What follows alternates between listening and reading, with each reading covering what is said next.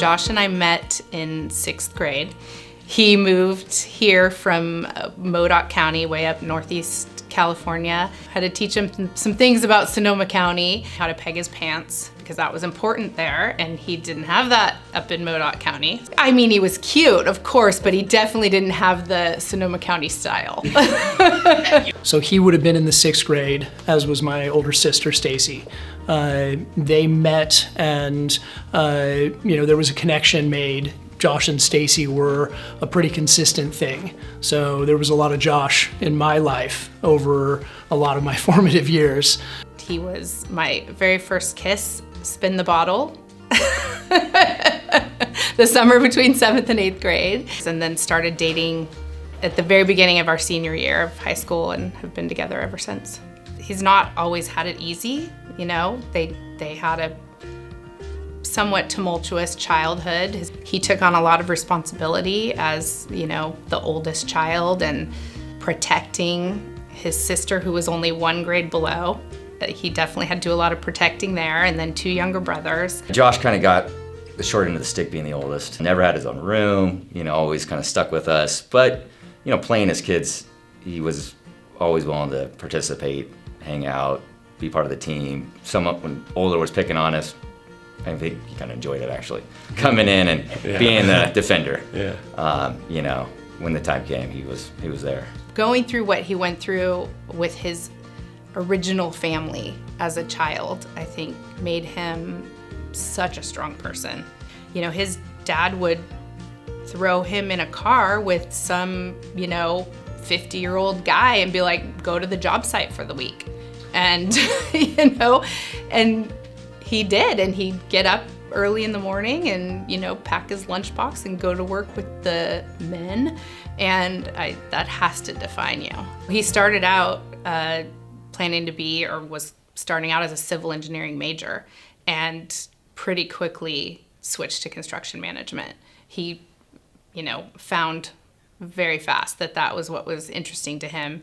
And at Cal Poly, there's the whole learn by doing, the hands-on. It was very clear that side of things was what he wanted to do. He's just an incredible leader. Josh just doesn't get angry as quickly.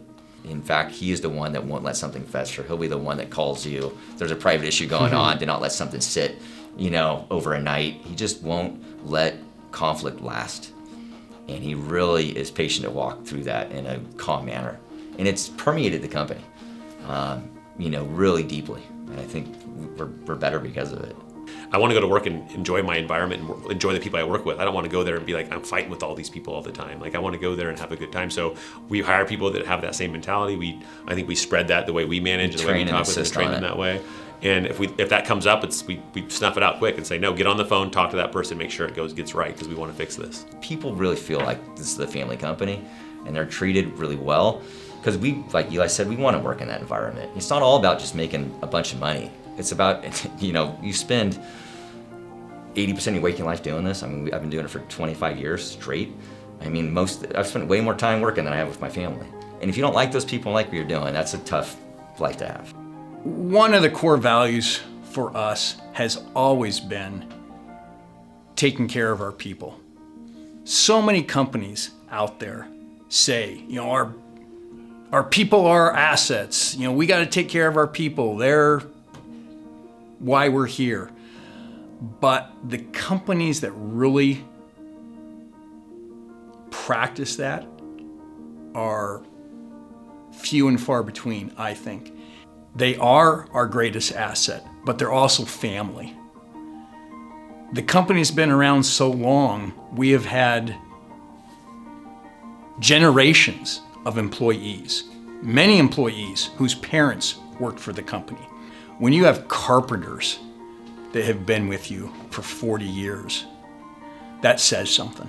I love working at Western Water. I'm coming up on 19 years, and it has been an amazing ride of wearing a ton of different hats. It's the construction industry, so we all sink or swim together, which is nerve-wracking at times, but it's great to share in the successes. I love the bidding cycle. That's one of my favorite things, the pressure that mounts as you get close, and then it's all gone and you just got to put it behind you and move on to the next one, or, oh wow, now the real work begins, right? There's artwork of mine that is up in the Western Water office from when I was 4 or 5 years old, of me drawing Anakin Skywalker and saying, "Go bidding team, you got this today." I've been in and out of working with Western Water, I'd say, for the last decade. There were times when I was in there filing paperwork for them in middle school. And I know there was a good summer there, freshman to sophomore year, where I spent the majority of my summer working with him and him teaching me how to estimate and read plans and specs. And I worked in our big conference room, and it was cool. I had it was my first time really having a computer, and I felt like a real job. I've worked with each of my uncles in different facets, in project management, in our procurement team, working with bids and estimates. And when you work for a relatively small company, that does big work and ebbs and flows, with the jobs that you win. We use lots of different tools, now AI quite a bit. We're really spearheading, the dive into AI usage across all fronts. But one of the places where we're seeing the most traction is on scope and quote reviews. And being able to compare them with each other, compare them with the requirements of the bid docs, and then even use AI to, draft the response that goes back to the vendor to tell them what they need to change. We spend Sundays doing his weekly report, which he's been doing for 20 years or more at this point, and he does a report card. He calls it to the entire company. It goes out at 6 a.m. Monday morning without fail every week, no matter where we are. And we talk about what's he going to write about this week to motivate the company. And one is kind of like a highlight of what's going on, something that's kind of bringing the company together, a technology we want to use, a philosophy that's happening, something good that's happening within the company, something that we're struggling with, that we're working to get better on. Being clear and transparent with everyone in the company, not saying, hey, you're further down the ladder, you don't need to know that. We don't need to compartmentalize what we're doing. It's like, no, let everyone know what's going on. Bring everyone into the fold, get them engaged, get them bought into what we're doing, and see how they're impacting the company and see that they matter. The benefit is exponential. I've heard from new employees, the first week or second week they receive those, they're flabbergasted at the information that we share across the company.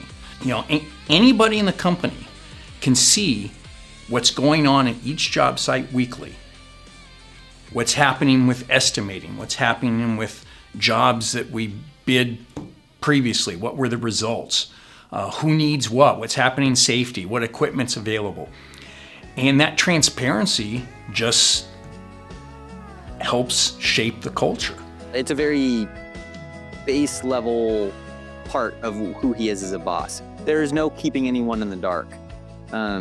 I think that there is so much flexibility and so much understanding and so much information being given all the time that nobody feels like they're just a cog in a machine. The secret sauce is just, I think, everybody has an opportunity and is in the know. If I ever have an issue, I call Josh. Something comes up, I call Josh. And having that support when you're running, a group or a project is just so comforting and gives me so much confidence in where we're going as a company. He's just been the most solid person in my life, for sure. Best friend and best dad. And, he's worked so hard for everyone in his life and make sure everything's fair, always. And that's been really important.